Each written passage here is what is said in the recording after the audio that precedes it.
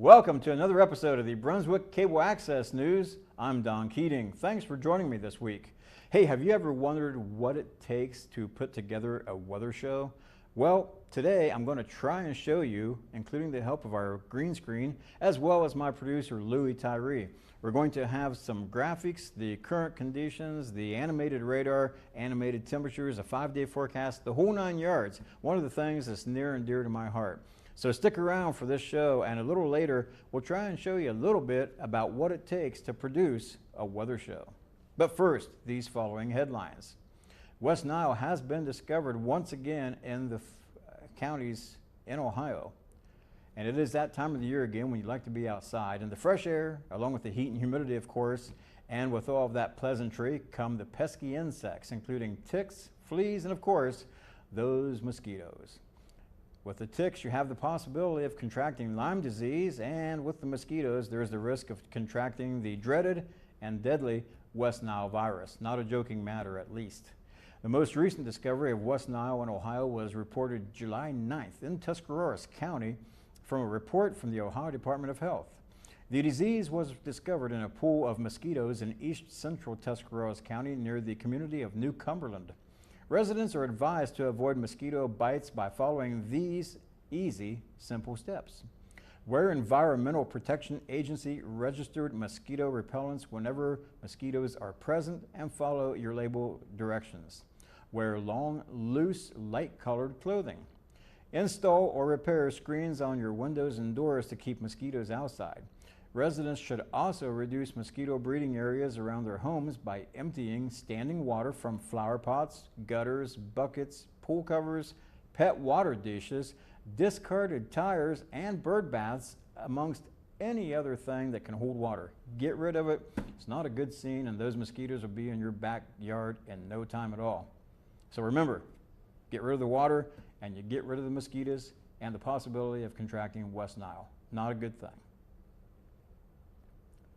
The foundation of the county's recycling policy will remain in place for at least another year when county commissioners authorized a 1-year extension of the contract with Kimball Recycling and Disposal Incorporated to service about 175 drop-off bins around the county. The original 3-year contract with Kimball to provide recycling services was set to expire in August, and county commissioners voted June 19th to exercise an option to extend the contract for yet another year. That vote, however, was not unanimous. Commissioners Adam Friedrich and Bill Hudson voted in favor of the extension, but Commissioner Pat Geisman voted no. By some accounts, the drop-off bins have been a success. A recent report by the consulting firm GT Environmental indicated the program started with 80 drop-off bins placed at 52 locations just a few years ago in 2015. It now has 174 bins at 65 locations, and the volume of recyclables collected in those bins grew by 20% last year and exceeded 6,000 tons, about 2,000 tons more than the volume of recyclables pulled off the sorting belts at the CPF in 2014. Nonetheless, Geisman and others have continued to call for the return of mixed waste processing, in which recyclables are pulled from the household trash hauled to the CPF. Lyon Galvin is currently in negotiations with the Rumpke Waste and Recycling Systems to institute a new recycling program at the CPF, which will attempt to meet that goal. However, the service being proposed by Rumpke won't replace the current drop-off bins, which are the foundation of the county's current recycling plan approved by the Environmental Protection Agency, and the Rumpke plan probably won't involve recycling the contents of most residential trash hauled to the CPF. Instead, the Rumpke proposal would install state-of-the-art sorting equipment at the CPF, which could remove paper, plastic, and other recyclables from trash hauled there, but the process would only be applied to commercial waste collected from apartment buildings and other commercial sites around the county. The proposed Rumpke operation is projected to remove about 7,000 tons of paper, plastic, metal, and glass hauled to the CPF. The cost to implement that recycling operation would increase fees to the dump to dump the trash at the CPF from the current $42 per ton by $10 or $15 a ton, but still less than the $61 a ton tipping fee charged when the CPF last operated as a mixed waste processing facility. Veterans will be able to ride to Medina County, the public transit buses, for free as the result of a new agreement between MCPT and the Medina County Veterans Services Commission. Transit Director Mike Salamone announced the new service to the Medina County Commissioners on June 26th. The trial program began July 1st and will be reevaluated at the end of the year, according to Ed Zachary, Director of the Veterans Services. Veterans wishing to use the new service can do so by showing a Veterans Identification Card issued by the Office of County Recorder Colleen Swedick. Salamone said the Veteran ID will enable riders to use either the loop buses that travel regular routes around the cities of Brunswick, Medina, and Wadsworth, or the on-demand buses in which riders call Medina County Public Transit to schedule a ride. Zachary said a new contract with MCPT will provide for Veterans Services to reimburse MCPT for the fares veterans would otherwise pay to ride the bus. He estimated that those fares would amount to about $28,000 per year. Salamone also reported to county commissioners that ridership on MCPT buses was up about 500 trips in May compared to May ridership in 2017.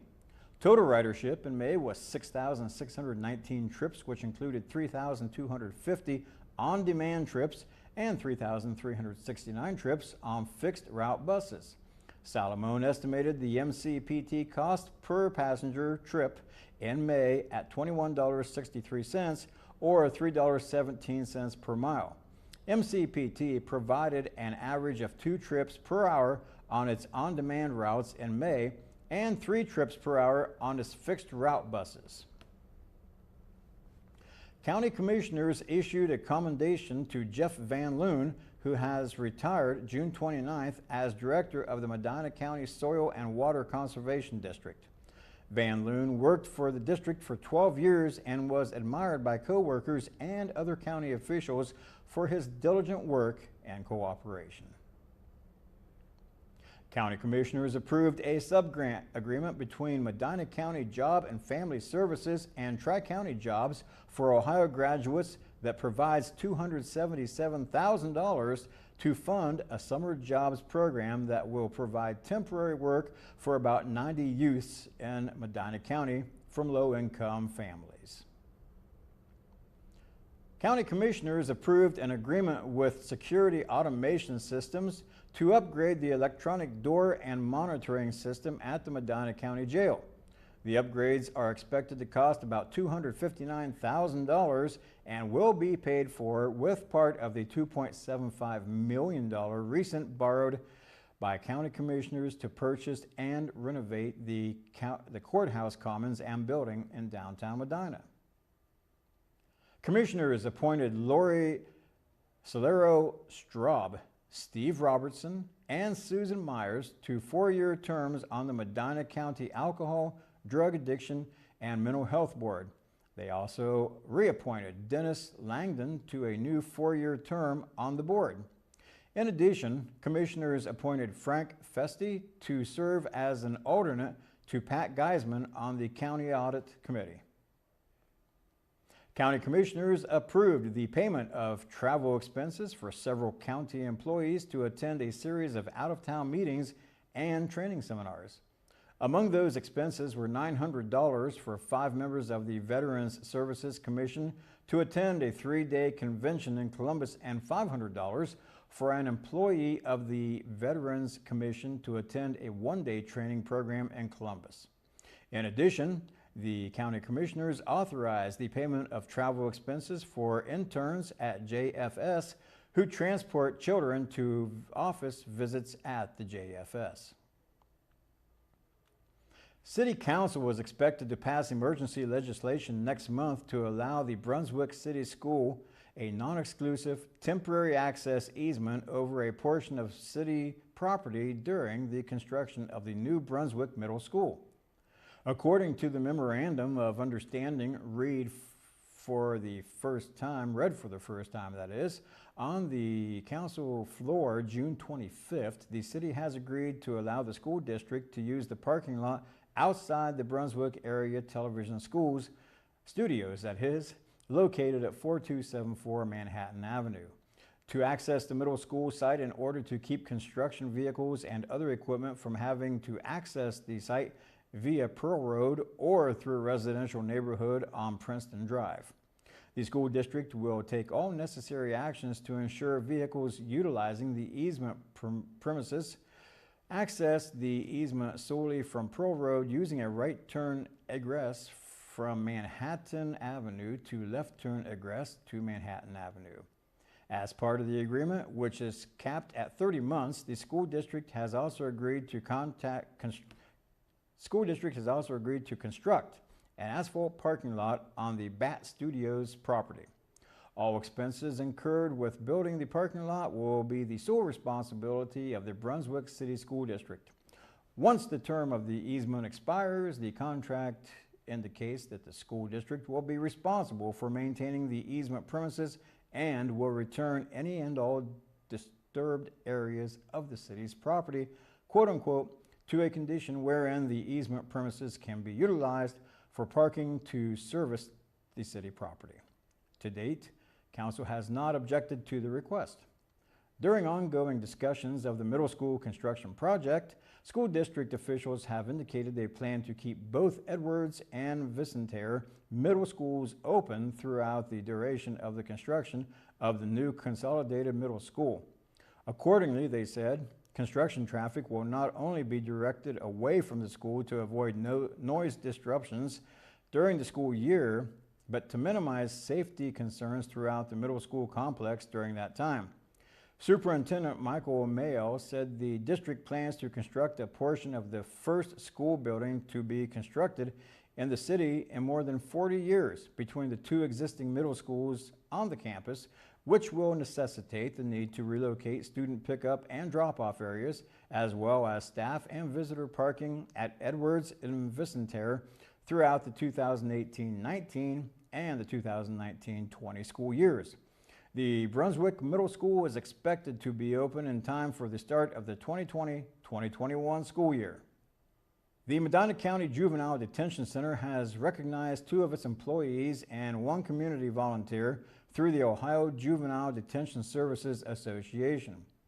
The Ohio Juvenile Detention Services Association has awarded Corrections Officer Jacqueline Maddox with their Line Staff Worker of the Year honor, Corrections Officer Jana Hen with their Services Worker of the Year honor, and Community Volunteer Sharon Barrer with their Support Staff Worker of the Year honor as well.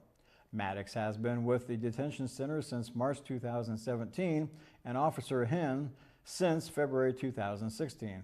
Barrer has been volunteering time weekly with Youth for Art Therapy for the past year.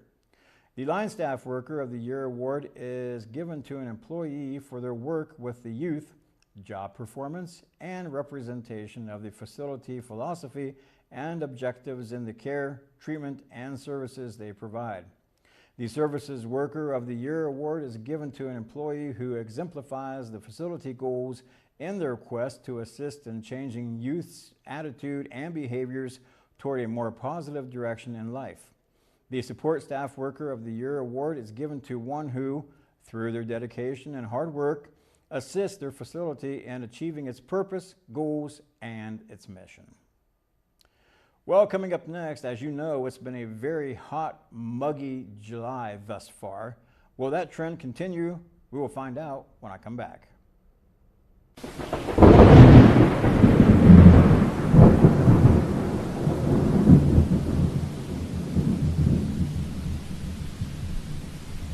And welcome back. Boy, it has been a hot July, that is for sure. And is there any break in sight? Well, Maybe a little bit, maybe a tad bit, but not a whole lot, I'm afraid to say.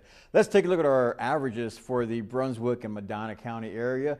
From July 17th to the 25th, we have an average high of 82 degrees and an average low of 61 degrees. And of course, this time of the year, you get those thunderstorms pop up, your garden variety thunderstorms, the pulse thunderstorms. Pulse? Why do they call them that? I'll explain that here in just a minute. Your average rainfall for this time of the year for the week, 0.97 inches. Let's take a look at the forecast, the prognosis for the next week. As far as temperatures are concerned, it could be a little bubble of below normal temperatures out here in the Central Plains states, and that's good news for us because, as you can see, the little letter N there across Indiana, that is indicative of nearly normal temperatures. And just, of course, along and east of I-77 here in Ohio, you could have slightly above normal temperatures, but nothing major. And of course, down here in the deep south, Texas, into the desert southwest, and out here into the Rockies, into the Pacific coast, still expecting temperatures above normal. What about precipitation? I think a lot of us were tired of rain for a while, but if you notice, your gardens are starting to dry out quite a bit, and my grass is starting to get fairly brown, so we'll have to see what we can do about that. Oh, there's a slight chance of above normal rainfall here in the eastern United States, as far west as I-71 here in Ohio and down to the Gulf Coast states, but it's not that big a chance, so I wouldn't get too excited about it yet.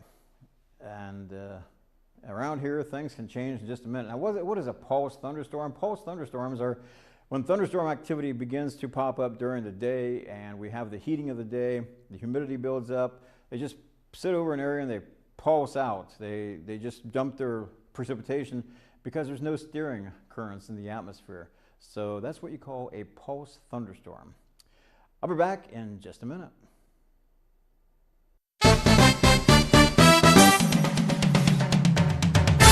And welcome back. Let's take a look at this week's Community Bulletin Board events. The next installment of the Rec Center Summer Concert Series is Funkology, Sunday, July 22nd from 6 to 8 p.m. Comprised of 11 Cleveland area music teachers, band directors, and other professionals, Funkology was reformed in 2007 with one goal in mind: to bring the classic music of the past to local area venues. Funkology covers music from the 1950s through today.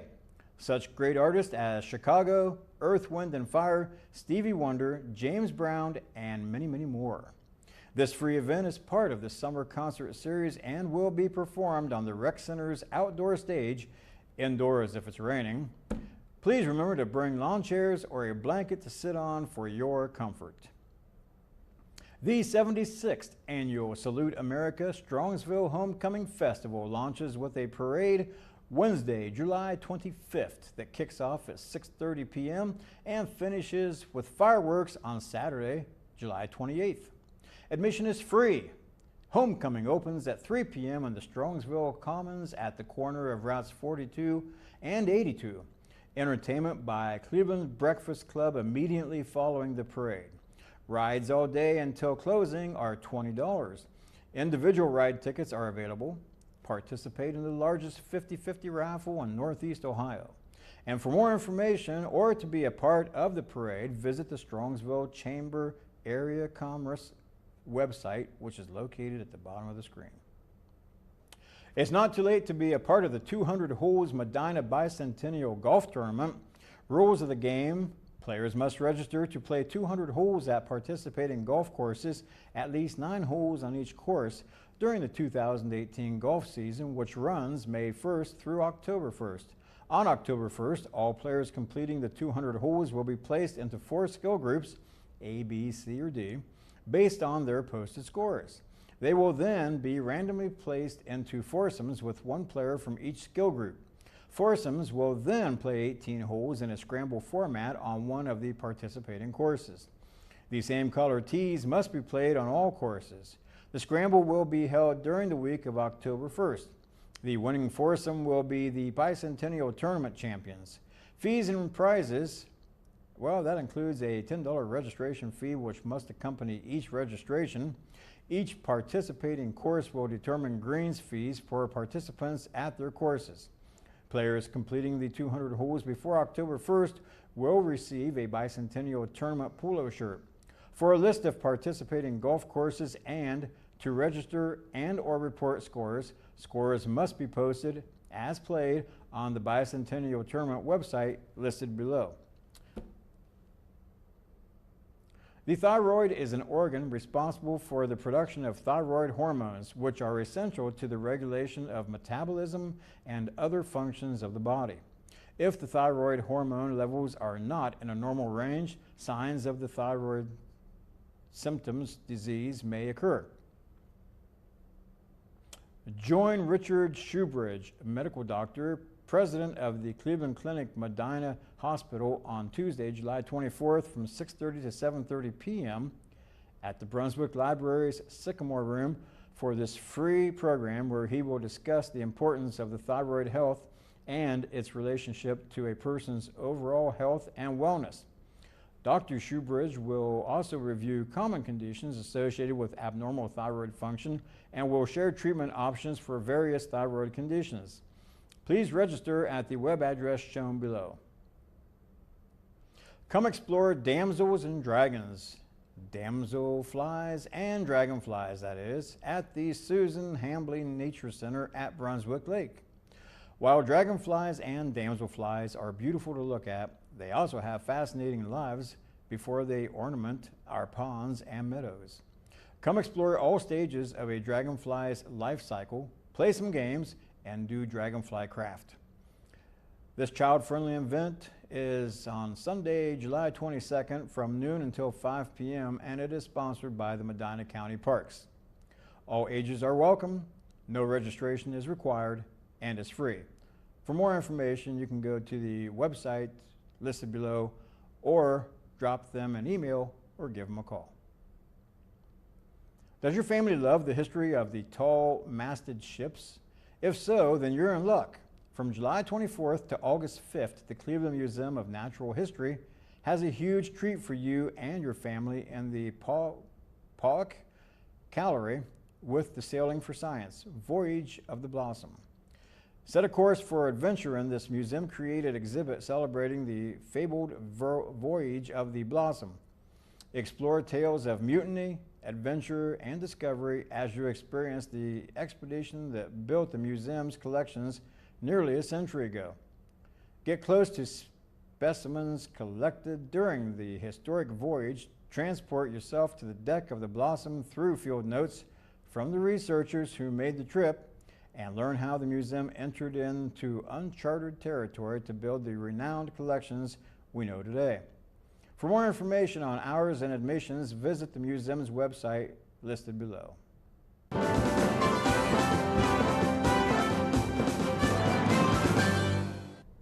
All right, it's time to take a look at our weather. Don, what's it looking like? I've got some travel plans for this weekend. I'd kind of like to know what to expect. Well, if you're heading southern Ohio as well as the rest of the state of Ohio, it looks very nice. Heat and humidity builds in. It's July. You learn to expect it. But I'll tell you what, it could be a lot worse this time of the year. We could be talking major snowstorms, but we're not. No, we're not. So anyway, that's the way things look at this point in time. Hey, thanks a lot, Louie. Well, it looks like our weather pattern has changed for the better. Temperatures and humidity levels have dropped.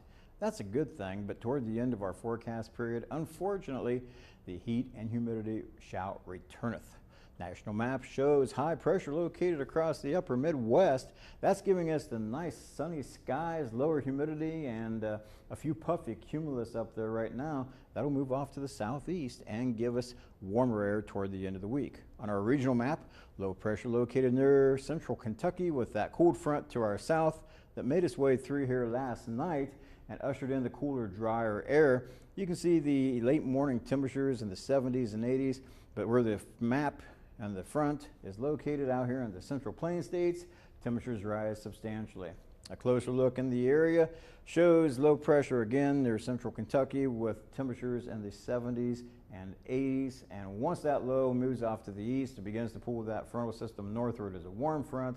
We will notice a big difference in our temperatures as the week progresses. Your radar and temperatures in motion from this morning to early afternoon shows temperatures in the 70s and 80s, and you can see down here along the front in Kentucky how the precipitation moved from west to east, and that will give us a break because it's to our south. And that's great because we didn't really need the rain too much in some locations, but of course other locations you do need the rain. It's been exceptionally dry as we had that heat wave at the beginning of July and toward the end of June. Now, as far as the traveler's forecast is concerned for the state of Ohio during the day Thursday, it looks like this. Everybody across the board, as you can see as I get out of your road, has sunshine expected with the exception of northwest Ohio where a few puffy cumulus clouds will build in. Daytime highs will range from 82 in Cleveland to 88 degrees down here at the southern tip of Ohio in Ironton. Your 5-day forecast then looks like this. Thursday, Friday, and Saturday, beautiful conditions. Daytime highs range from 84 to 89. And then Sunday and Monday, the heat and humidity returneth. So do the chances of thunderstorms. 40% chance on both days. Highs approaching 90. Overnight lows very comfortable as far as sleeping is concerned. Low 60s approaching 70 by the end of the forecast period. We'll be back in just a minute. Thanks for joining me this week for the Brunswick Cable Access News. And until the next time, I'm Don Keating.